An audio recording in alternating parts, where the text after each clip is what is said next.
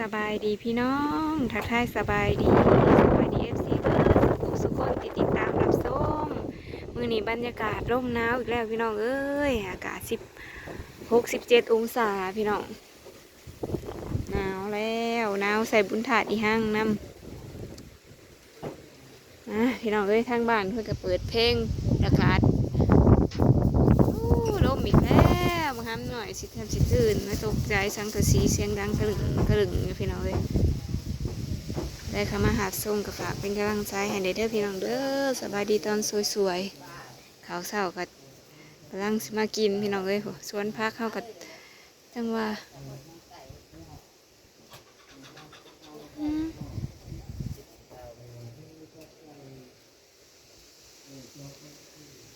เบิ่งทั้งครัวค่ะกำลังสิมาเห็ดสิ้นเนื้อแดดเดียวพี่น้องเอ้ยทำไมไปยิงขับปุ่นอยู่บ้านลังสีเขียวมาแล้วพี่น้องสบายดีพี่น้องหนาวแห้งกินข้าวปุ้นสิ้นเนื้อพี่น้องเอ้ยมันกับข้าวแก้วนะยางแล้วขันมันจะจิ๋วสิมาเห็ดเนื้อแดดเดียวทางนี้มาทำหน่อยกันนอนกันนอนเลยนอนหรือเปล่ารับแล้วแก่นร่มแห้งสังกะสีดังเลยเป็นห่วยมันลงตื่นเลยกระดึงคือเมื่อวานคือมันได้ถึงจะตื่นนอนนิดหน่อยก็ได้สิถูกไงเห็ดเนื้อแดดเดียวพี่น้องเอ้ยนี่ก็ด้วยเจ้าไข่ใส่ขั่วกระเทียมตำใส่เป็นนัวใส่เกลือใส่แมน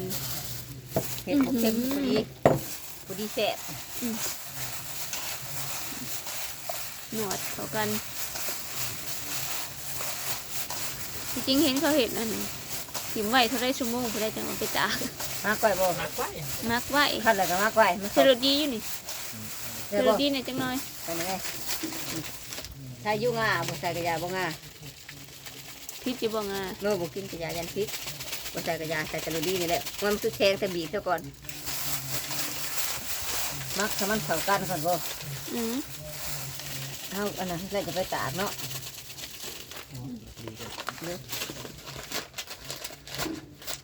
กินนู่ไปโตไปโตกันพี่น้องเลยสิ่งละชิมมันกันนี่ให้ได้กินดาดกินละดาดกินเขาอีเลิศบนเนี่ยนะ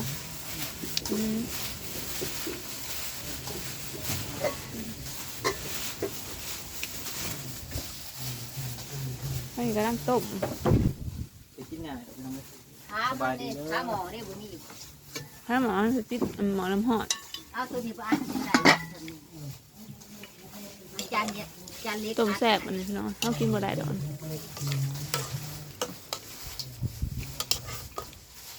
ต้มกระดูกต้มเครื่องในมันก็แม่นทางบ้านใหม่จะฆ่างานพอฆ่างานแล้วทางเบิ่งตอนเที่ยงเลิกงานมาไหนอยู่ประจักโทรบอกเราเลยดิให้เราเศร้าบอกไปยังออกไปเกลือไก่อยู่นะพอเลิก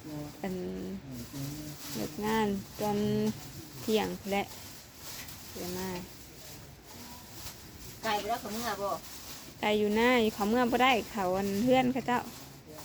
ไปเพื่อนเขาเจ้าเพื่อนเขาก็จะขาดิ้นแล้วเขาเพื่อนใหญ่เขาเนาะเจ้าขั้นมากอกคอยขั้นบ่ได้บ่ได้ใส่แจ่วเนาะเห็ดแจ่วแจ่วไปเห็ดจางๆแล้วพ่อเนาะเข้ากันเลยพ่อเข้ากันแล้วบ่มักไว้จักชั่วโมงนึงจะเอาไปตากเนาะจะเข้ากันเนาะนั่นน่ะเข้ากัน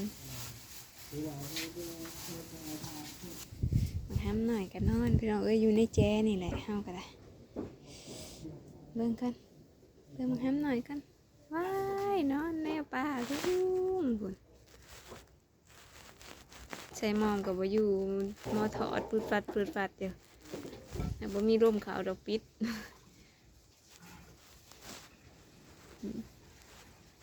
นอนนะบ่ท่านว่า เ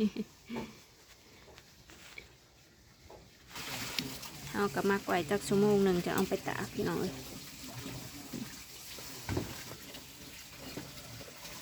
เสียงลมมาอื่นๆพี่น้องเลยมาเด้อกินข้าวนำกันเด้อเบิดสุขุสุขคนงานเศร้า ข้าวเศร้าพี่น้องเอ้ย เขากลัวไหม เด้อ สบายดีเด้อพี่น้องมาได้กินข้าวเศร้านำกันเด้อไ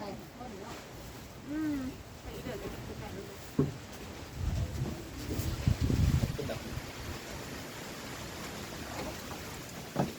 หนาวพี่น้องเอ้ยลมหนาว พี่น้อง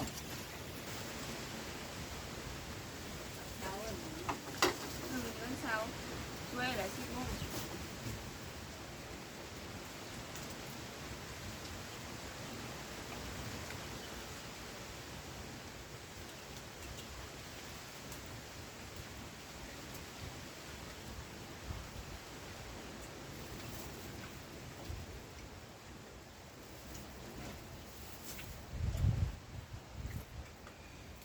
กินข้าวนำกันเด้อพี่น้อง คุณจะได้กินข้าวบ่ล่ะ มีงานกินมาแล้ว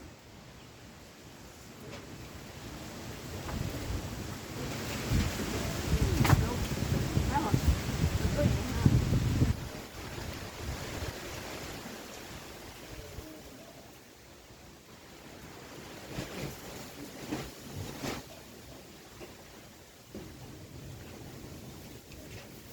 เดี๋ยวเปียกเนาะอืม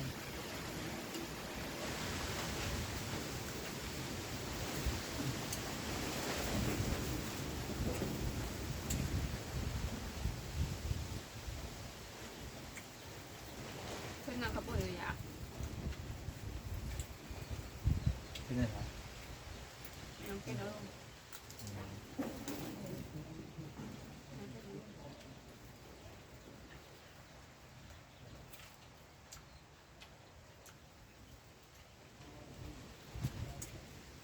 มันอยู่กับทุ่งคล้ายผ่อนมันออกมาแล้ว ยังไม่ได้ออกกระโดดเขาหนึ่งหน้ามันออกตะวันผิดเด้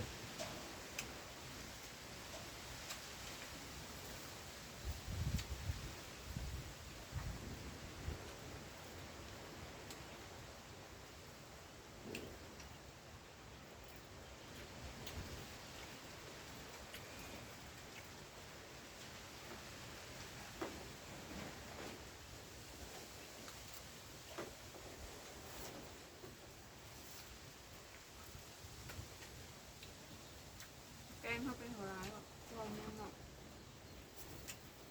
น้ำให้มันเกาะเบอร์ ไม่เห็นบ่เพื่อนเป็นไปปลูกมันจะ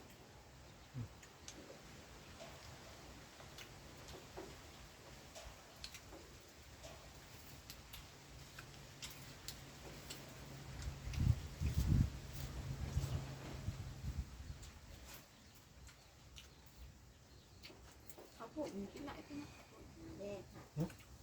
ข้าวโพด ที่ได้ครับผม พวกข้าวโพดพวกอันนี้นะใช่แล้วใช่ไหม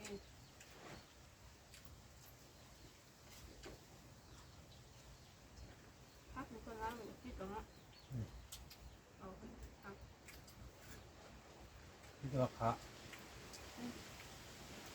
แต่ลายก็มี พักไม่ค่อยกินถึงนั้นเนาะทุกปีก็ยังไม่ได้กินแกงน้ำมันยังไม่ได้ใส่แค่นี้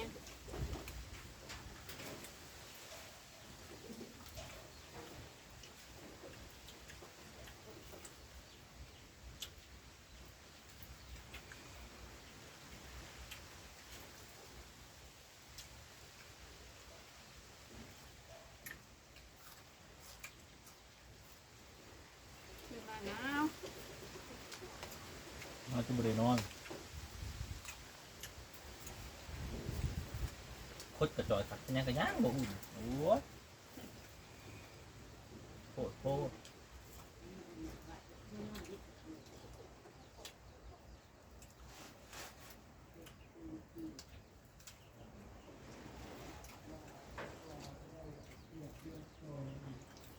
3พื้นแบบยังไปเห็นใช้ก้นๆเนี่ยมันสิแจ๊ะ บูเบียนมันอยู่แล้วมันนวด อืด ทำบริโนอนสองคือบริโนอนแล้วตัวทุกช่วงจะจะลุกไปพุ่งมาด้วยครับขอบคุณครับ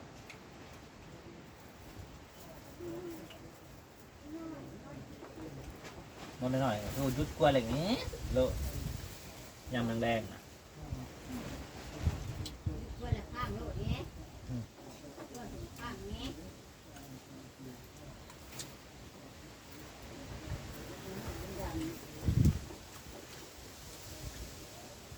ใครนอนยังนอนบ่รับ ๆจังหวะเป็นอะไรเนาะ เนาะ นอนกับแม่ลำบ่เลยนอนกับพ่อ ขอบคุณ นอนคือหนังนอนพ่อน อนกับเจดำบ่ฮอตคืนดอก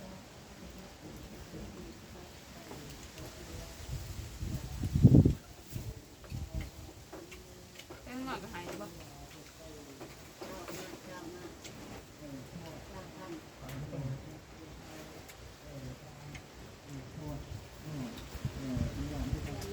ทั้งนอนทั้งหมดแล้ว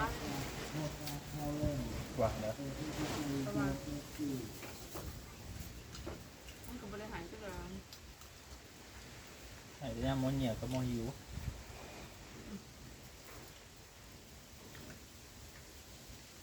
เอ้ยน่าจะเตือนเรื่องผ้าถ้าคนกบถ้ากระเตนพิจารณาเนาะ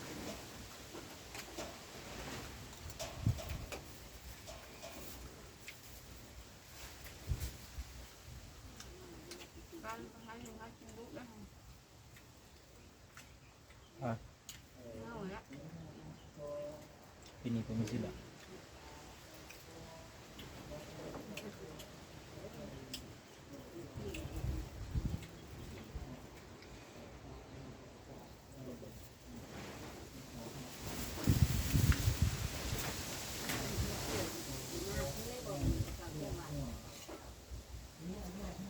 ยังวะ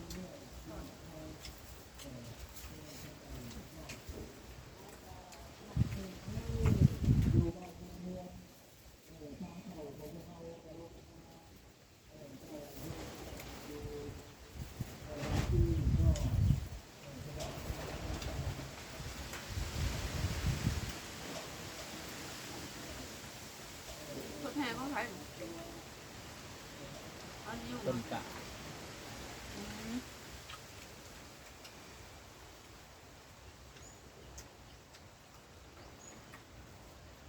เพราะว่าอันนี้มีสิ มาแล้วเหรอแฮะ ได้ได้เข้าไปนะ นอกจากคอยไปซื้อกับกระเทียม ก็มาเจอกันก็ให้แห่ดิ เจ้าเจอก็ไปเปิดทั้งอยู่ยันหัวหน้าพี่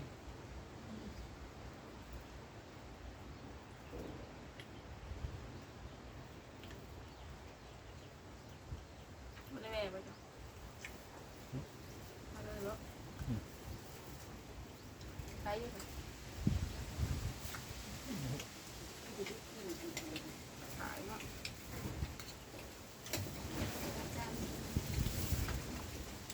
ไปเลยไปถ่ายคลิปก็เดียวกันมั้ง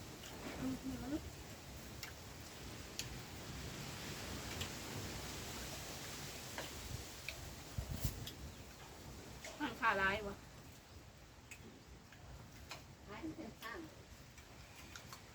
นี่จังหัน น่าจะไม่หลับจะมีมันเป็นข้าง เอาจะมา จะตาเขาเห็นว่ามันขึ้น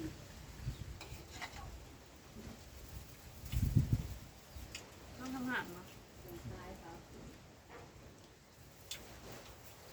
ถ้าหันคล้ายโบราณดีได้คล้ายอยู่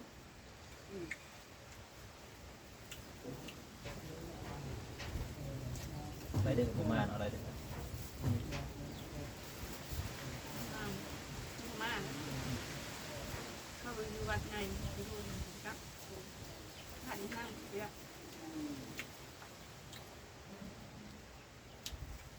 แค่เดินเก็บเพลงของมึงวะ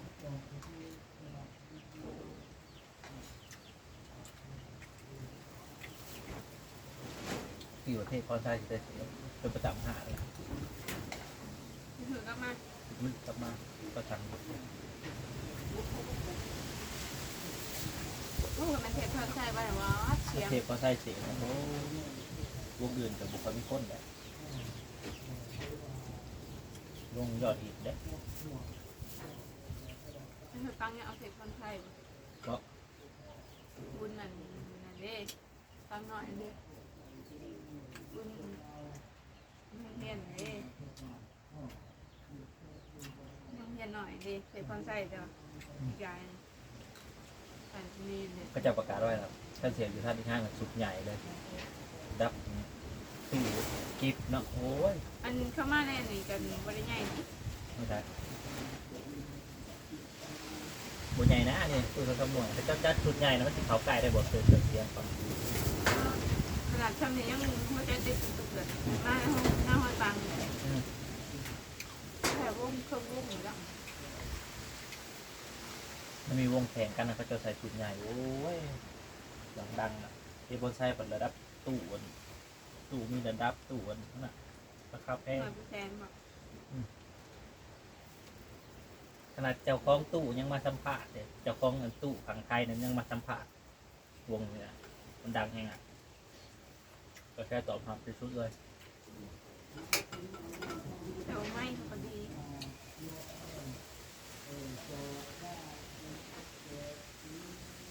เนื้ออิสระกับใช้หลอกงาน เจ้าคนไทยมาจับมือกับกาแฟ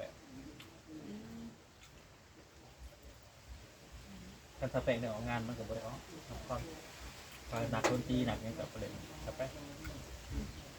เครื่องงานประชาชนอย่างเงี้ยสเปกลงแล้วก็เอาเครื่องเสียงจากเทปบนไทยเนี่ยไปเสริมหวานดังจนหวานอับสะเทือน นี่เหรอเขาก็เลยนี่เดี๋ยววันจะแบ่งกันไปลง ไม่ใช่ ขาดทุนเพื่อขาดที่ห้าง มึงมีสเปกเดียวมีแต่หนุ่มผู้ชายสัตว์สวง เข้ามาแล้ว อ๋อละมึงเจ้าถิ่น เราโชว์ยังไงนะตู่เขาร้าย แล้วแต่ว่าเป็นตู้รุ่นเก่ามันเก่าเลยนะมันดังหมดอย่างนั้น มันตั้งใจเลยรุ่นเลยรุ่นขึ้นเลยมักจะดังสุด หมักเจ พอกันใหม่ด้วยพี่น้องสบายดี